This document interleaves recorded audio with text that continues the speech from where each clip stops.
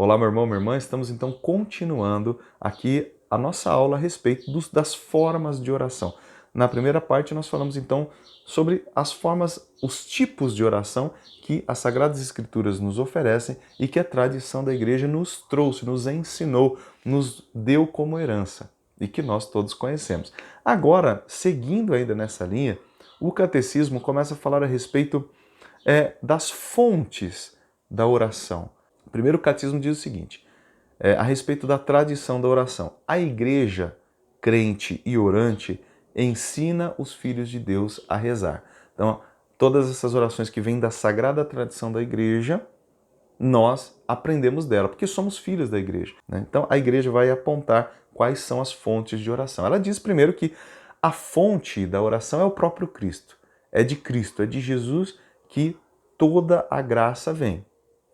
Ele, quando nós nos dirigimos à fonte, que é Jesus, ele nos sacia com a sua água viva, que é o Espírito Santo.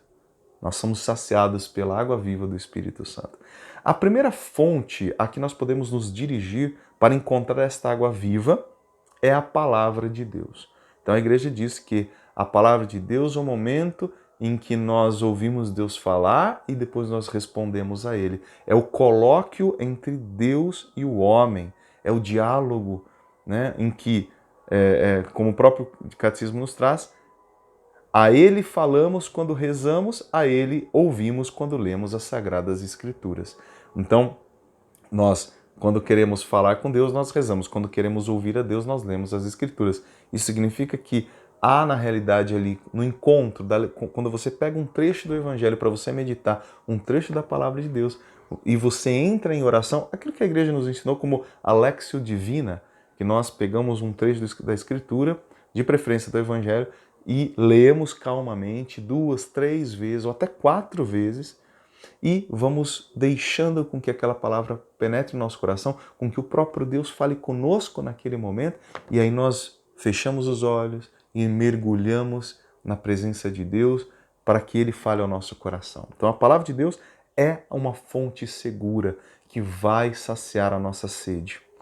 A segunda fonte da oração é a liturgia da igreja, os sacramentos, porque por meio dos sacramentos atualiza-se o mistério de Cristo.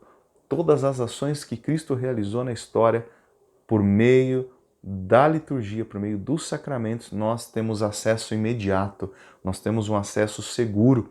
Então, por exemplo, na missa nós temos acesso ao sacrifício de Cristo na cruz.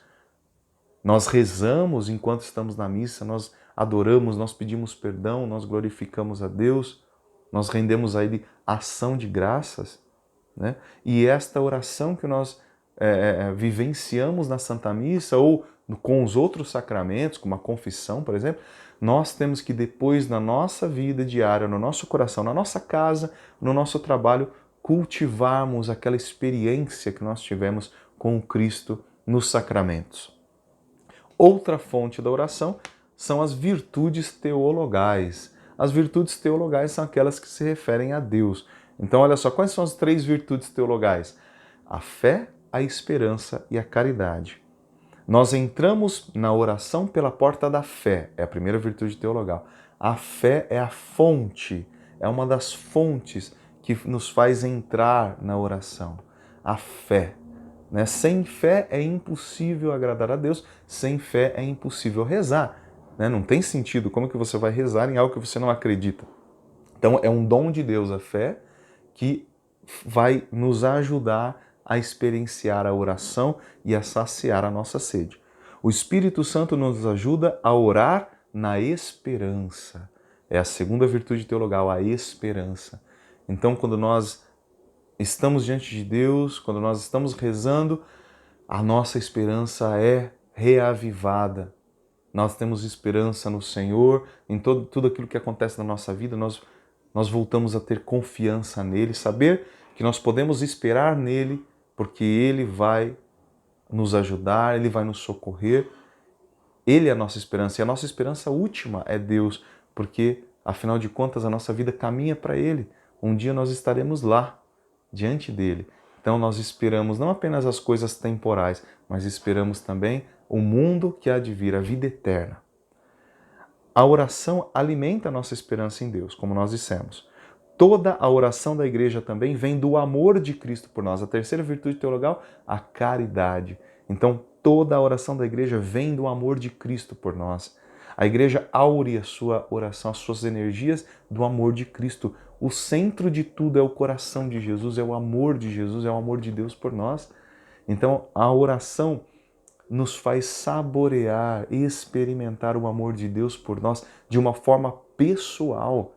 Nós temos a certeza de que Deus nos ama quando nós rezamos. Deus fala ao nosso coração, Deus declara o seu amor por nós na oração. E quando nós somos impactados, quando nós estamos impregnados do amor de Deus, nós nos tornamos pessoas felizes, confiantes. Nós enfrentamos os perigos porque nós confiamos nesse Deus que nos ama. Respondemos a Ele com a nossa oração. Então, como é que nós respondemos a este amor? Rezando, respondendo a Ele na oração.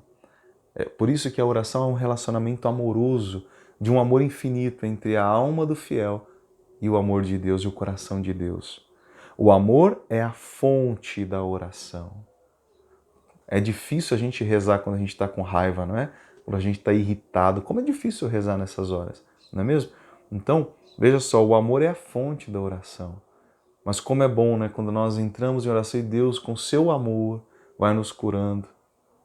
Né? E nós vamos experimentando o amor de Deus por nós. Finalmente, a igreja fala a respeito do hoje da oração. O que é o hoje da oração? Ela diz que o momento de rezar é agora, é o hoje. Ele diz que nós encontramos a Deus não no passado, nem no futuro, mas nos encontramos com Deus no presente, é o agora. Jesus está vivo hoje, Jesus está vivo agora, nesse instante. E a oração, ela é a oração que deve ser feita no presente. Um Deus que está no presente.